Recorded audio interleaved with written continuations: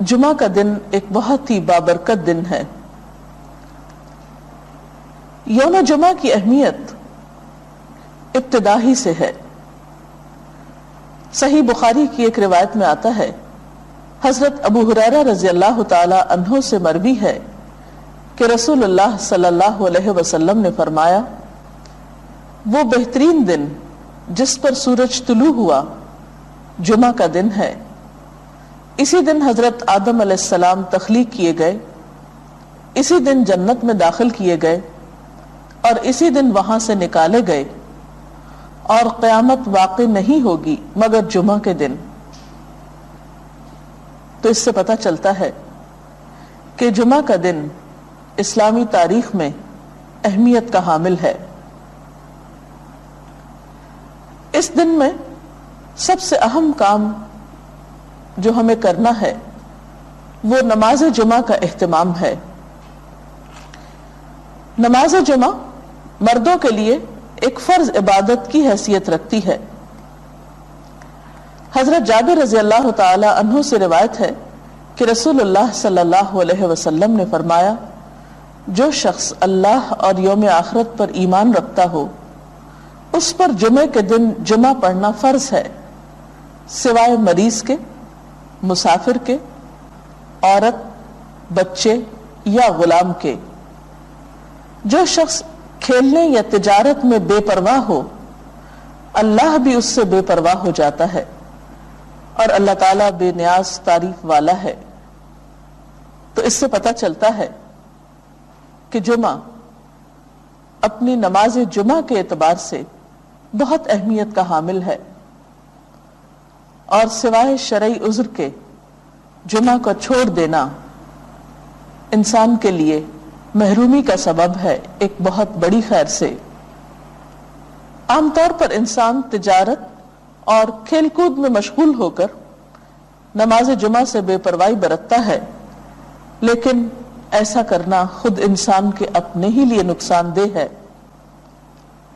جمعہ کے دن ایک خاص گھڑی ہوتی ہے جس میں انسان کی دعائیں قبول ہوتی ہیں۔ حضرت ابو ہریرہ رضی اللہ تعالی عنہ سے روایت ہے، رسول اللہ صلی اللہ علیہ وسلم نے جمعے کے دن کا ذکر کیا تو ارشاد فرمایا، اس میں ایک ایسی گھڑی ہے کہ جس مسلمان بندے کو وہ میسر آ جائے اور وہ کھڑا ہوا نماز پڑھ رہا ہو تو وہ اللہ سے جس چیز کا سوال کرتا ہے اللہ تعالیٰ اسے ضرور عطا فرما دیتا ہے۔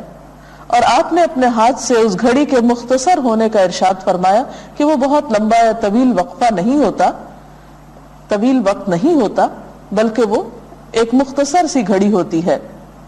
مسلم کی ایک حدیث کے مطابق وہ گھڑی امام کے منبر پر بیٹھنے سے نماز جمعہ کے ختم ہونے تک ہے، اور ترمذی کی حدیث کے مطابق یہ گھڑی عصر سے لے کر سورج غروب ہونے تک تلاش کی جائے۔ اس سے پتہ چلتا ہے کہ یہ دو اوقات خاص طور پر جمعہ کے دن اہم ہیں جن میں اللہ تعالیٰ کا ذکر اور عبادت کی جانی چاہیے۔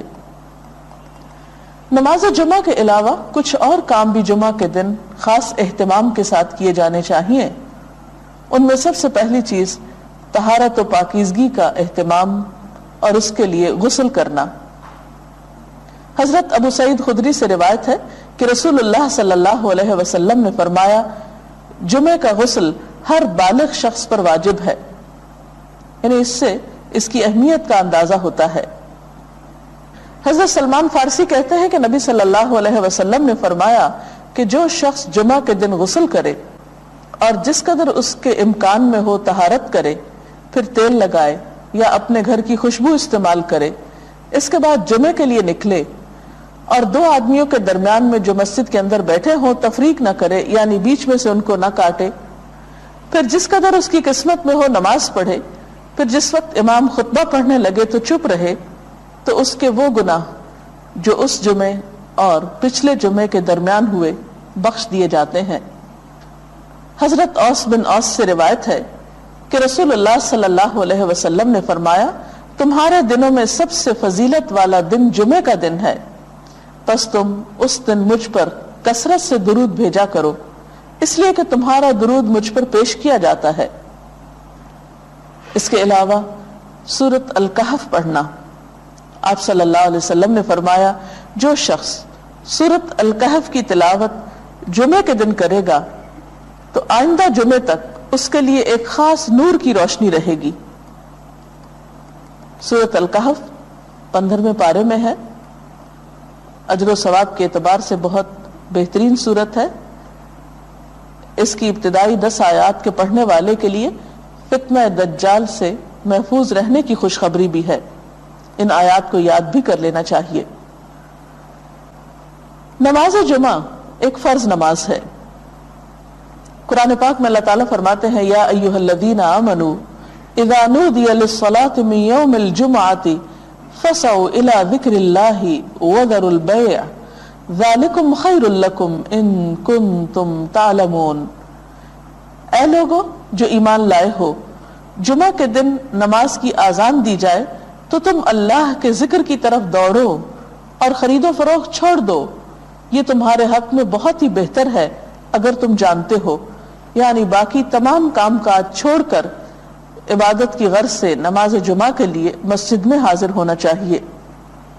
आप सल्लल्लाहु अलैहि वसल्लम ने नमाज जुमा की फजीलत बयान करते हुए फरमाया, जिसने वुजू किया और अच्छे तरीके से वुजू किया, क्योंकि बाज़ औक़ात हम तेजी में वुजू करते हैं, कोनियां खुश्क छोड़ देते हैं या पाँव की एड़ियां खुश्क रह जाती हैं, या इसी तरह चेहरे को पूरी तरह नहीं धोते या साफ नहीं करते, तो इससे वुजू सही तौर पर मुकम्मल नहीं होता। तो आप सल्लल्लाहु अलैहि वसल्लम ने अच्छी तरह वुजू करने का हुक्म दिया। फरमाया कि फिर वो शख्स जुमा पढ़ने के लिए आए और कान लगाकर खुतबा सुने और खामोश रहे, तो उसके इस जुमे से दूसरे जुमे की दरमियानी मुद्दत और मजीद 3 दिन के गुनाह माफ कर दिए जाते हैं। इसमें आप देख रहे हैं कि खास तौर पर खुतबे के वक्त खामोशी का जिक्र है, क्योंकि उस वक्त तवज्जो के साथ बात सुनना निहायत जरूरी है। एक और हदीस में यह भी आता है कि अगर कोई शख्स किसी दूसरे को खुतबे के दौरान ये कहता है कि तुम चुप हो जाओ, यानी चुप कराने के लिए भी बोलता है, तो इसे भी एक लग़्व बात शुमार किया गया और नापसंदीदा करार दिया गया। नमाज जुमा न पढ़ने वालों के लिए आपने वईद भी सुनाई। हजरत अबू हुरैरा और हजरत इब्न उमर से रिवायत है, उन्होंने रसूलुल्लाह सल्लल्लाहु अलैहि वसल्लम को अपने मिंबर के तख्तों पर यह फरमाते हुए सुना कि लोग जुमे छोड़ने से बाज आ जाएं, वरना अल्लाह ताला जरूर उनके दिलों पे मुहर लगा देगा, फिर वो यकीनन गाफिल लोगों में से हो जाएंगे। और गाफिल दिल तो फिर एक बीमार दिल होता है, इंसान के अपने ही लिए तकलीफ देह होता है।